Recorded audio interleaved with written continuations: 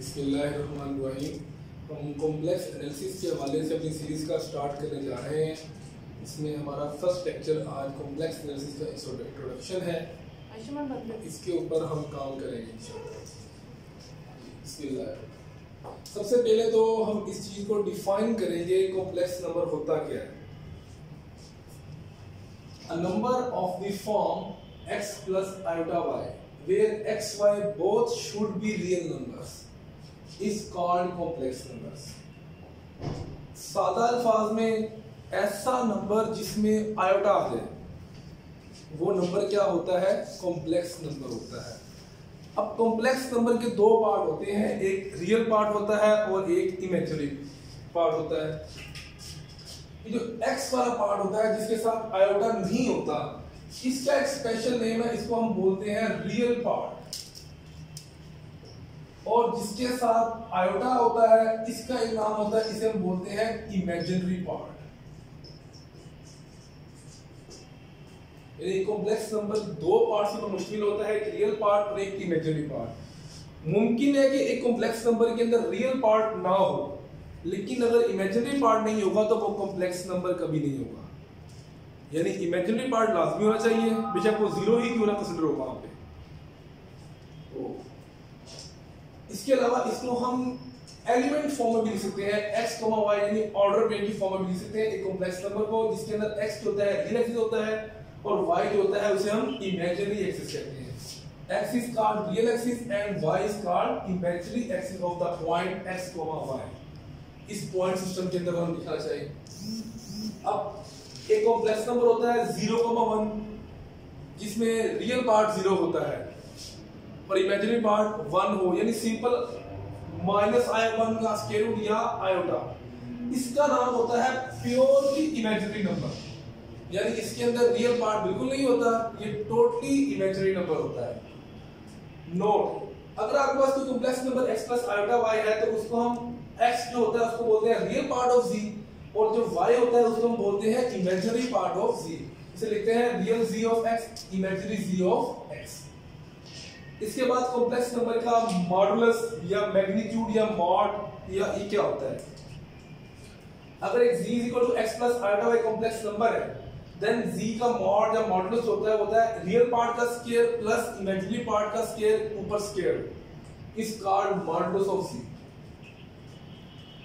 ये आपके पास complex number जो डिराइव अभी तक हुए हैं, इनकी जो फॉर्मेट है वो इस तरह बनाई गई है। इसके बाद में भी कोई नई एडवांसमेंट आ जाए तो हम उसको नई तरीके से लिखेंगे। आगे ट्रिग्नोमेट्रिक या polar form of complex number क्या होती है? डेफिनेटली ये x और y की फॉर्म में तो हम कार्टेशियन फॉर्म भी कह सकते हैं कॉम्प्लेक्स नंबर की। जो r थीटा में होगी उसे हम पोलर फॉर्म कहेंगे। इसके लिए देखें जी, आपके पास एक कॉम्प्लेक्स नंबर ले लिया आपने, उसको एक पॉइंट p of z ले लिया, o से लेके m तक जो फासला है वो x ले लिया और m से लेके p तक जो है वो y ले लिया। तो y यूजिंग पैथागोरस थ्योरम ये फासला क्या होगा जी?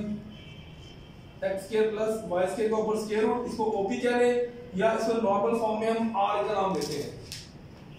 Let the diagonal op of the right triangle OP make an angle theta। First करो ये एंगल थीटा बनाता है with a positive x axis यानी रियल एक्सिस। अब अगर ये थीटा बनाता है तो जो है tan थीटा किसके बराबर आएगा? y over x। Theta is equal to आएगा tan of inverse y over x। The measure of theta is called the argument और एम्पलीट्यूड ऑफ z, यानी जो एंगल थीटा होता है इसका एक स्पेशल नेम है, इसे हम बोलते हैं आर्गुमेंट ऑफ z या एम्पलीट्यूड ऑफ z। हम अक्सर बार बच्चों से क्वेश्चन करते हैं इंटरव्यू के अंदर कि वो बताएं कि थीटा क्या होता है, उनको पता ही नहीं होता। इसका वेरी सिंपल आंसर, थीटा क्या होता है? आर्गुमेंट z बोलते हैं इसको, एम्पलीट्यूड ऑफ z भी यानी उस कॉम्प्लेक्स नंबर का एम्पलीट्यूड या आर्गुमेंट बोलते हैं उस कॉम्प्लेक्स नंबर का जिसके ऊपर ये बात हो रही है। इसको हम नॉर्मली डिनोट करते हैं argument of z, small a r g z। इसका मतलब ये सिंपल आर्गुमेंट ऑफ z है। एज अब r क्या है जी? r x square plus y square का स्क्वायर रूट है। और अगर हम देखें तो यही मॉडुलस की वैल्यू है, इधर हमने लिखी है x square plus y square का स्क्वायर रूट। तो क्या हम कह नहीं सकते जो r है वो मॉडुलस है z का, यानी जो z मॉड है उसको हम r से डिनोट कर सकते हैं। आगे note, the argument of the complex number, एक नंबर होता है 0 अब जीरो भी कॉम्प्लेक्स नंबर होता है, कैसे होता है, ये नहीं कहना कि वो कॉम्प्लेक्स नंबर ही नहीं है।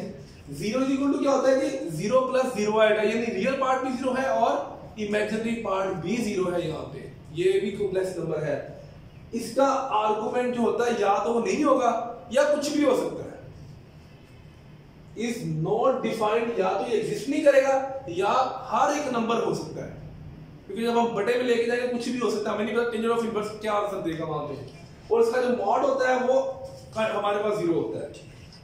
Also from the triangle OPM, cos theta is equal to x over r, sin theta is equal to y over r, यानी ये रिलेशन बचपन से पढ़ते हैं, x is equal to r cos theta होता है, y is equal to r sin theta होता है। इसको अगर हम इस कॉम्प्लेक्स नंबर के अंदर पुट करते हैं तो आपके पास r cos theta plus iota sin theta is equal to r this one, और इसको शॉर्ट फॉर्म लिखे cos theta plus iota sin theta को sis theta, cos का c, iota का i और sin theta का f, और एंगल सेम, ये होती है पोलर फॉर्म, इसे बोलते हैं आप polar form of complex number.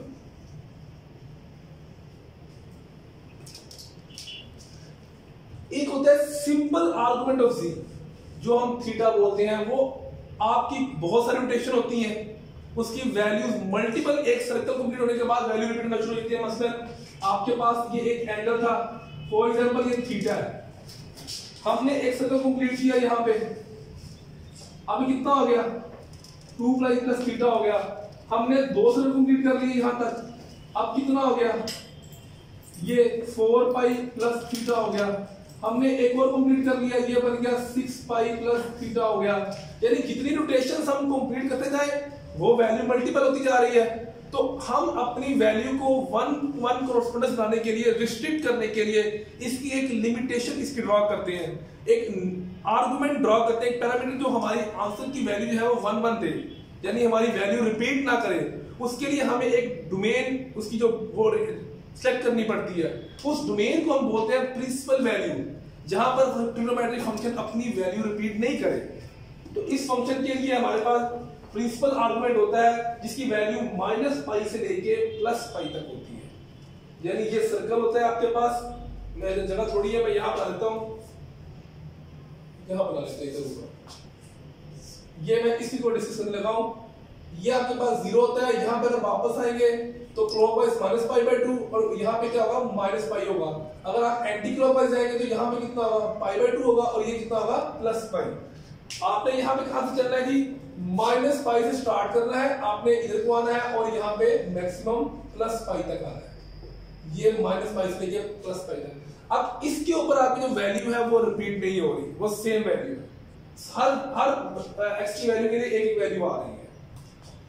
जी, तो यहाँ पे ये आपके पास प्रिंसिपल वैल्यू आ गई इसकी, इज रिटन एज, इसको प्रिंसिपल आर्गुमेंट को कैपिटल ए से डिनोट करते हैं, capital A-R-G-Z, in contrast the general value of argument of z, यानी जनरल वैल्यू को हम स्मॉल आर्गुमेंट से लिखते हैं, स्मॉल a से, और जो प्रिंसिपल आर्गुमेंट है उसको हम कैपिटल A से लिखते हैं, प्रिंसिपल आर्गुमेंट के लिए और ये जनरल आर्गुमेंट के लिए। The angle argument of z is usually taken in the one of the intervals, जो सिंपल आर्गुमेंट होगा वो डेफिनेटली इनमें से कोई एक इंटरवल होगा, यानी इनमें से एक इंटरवल कौन सा है -पाई से लेके +पाई तक है, उसको हमने नाम देते हैं स्पेसिफिक प्रिंसिपल आर्गुमेंट। बाकी भी होंगे -2 पाई से 2 पाई, -4 पाई से 4 पाई, -3 पाई से 3 पाई, मतलब ऐसे जनरल डिफरेंट आर्गुमेंट्स आएंगे, वो डिफरेंट वैल्यूज होंगी सारी। हमें यहाँ पे प्रिंसिपल आर्गुमेंट की वैल्यू चाहिए कितनी है -पाई से लेके +पाई तक। हम जब कॉम्प्लेक्स नंबर को पोलर फॉर्म में कन्वर्ट करेंगे तो हम वहां पे इसकी प्रिंसिपल आर्गुमेंट की वैल्यू यूज करेंगे, ताकि आपके पास फंक्शन 1 1 हो और हम उसकी इनवर्स वैल्यू लिख सकते हो, बिकॉज़ यहाँ पे हमारे पास थीटा किसके बराबर आता है, टेंजेंट ऑफ इनवर्स के बराबर आता है, दैट इज y/x। और इनवर्स वैल्यू के लिए ट्रिग्नोमेट्रिक इनवर्स फंक्शन तब होता है जब वो प्रिंसिपल वैल्यू के लिए हो, अगर वो प्रिंसिपल वैल्यू उस पर ना हो तो वो फंक्शन जो है वो आपके पास ट्रिग्नोमेट्रिक जो होता है वो फंक्शन ही नहीं बनाता। तो इसके लिए जरूरी है कि फंक्शन 1 1 क्रॉस का हो। चलिए जी, आज का हमारा फर्स्ट लेक्चर यही खत्म होता है, कल इंशाल्लाह हम इससे मजीद आगे चलेंगे, अपना इसकी एप्लीकेशन को लेके चलेंगे कि कार्टेशियन फॉर्म से पोलर फॉर्म में कैसे कन्वर्ट करते हैं, पोलर फॉर्म से कार्टेशियन फॉर्म में कैसे करते हैं, और ये मॉडल्स को कैसे सॉल्व करते हैं। ठीक है, आज का लेक्चर हमारे यहाँ पे खत्म होता है। ओके, अल्लाह हाफिज़।